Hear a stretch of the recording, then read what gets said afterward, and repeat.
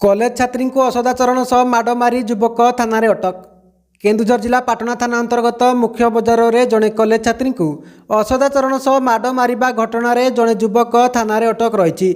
सूचना प्रकाश जे आज छात्री जनक पाटना कॉलेज प्रथम वर्ष एनसीसी कैडेट रही बेले कॉलेज रु एनसीसी प्रशिक्षण सारी घर को जीवाई पाटना मुख्य बजार बसस्टाण्ड बस जगे जीवाई बस सीट्रे बसी बस सीट्रे थिबा पाख सीट फांका थिबारु मद्यप युवक जनक कॉलेज छात्री पाखरे बसी असभ्य भाषा सहित असदाचरण करिबारु छात्री जनक बारण करथिले, जहा फल मद्यप युवक एनसीसी कैडेट बा छात्री को माड़ मारिथिले। एनसीसी कैडेट जनक निज साथी एनसीसी कैडेट को फोन जगे घटना जणाइबारु घटनास्थल में एनसीसी कैडेट पहुंची उक्त छात्री को उद्धार करने सहित मद्यप युवक को काबू करथिले। छात्री जनक अवस्था गुरुत्वपूर्ण थिबारु तांकु तुरंत पाटना गोष्ठी स्वास्थ्य केन्द्र में भर्ती कराइथिला।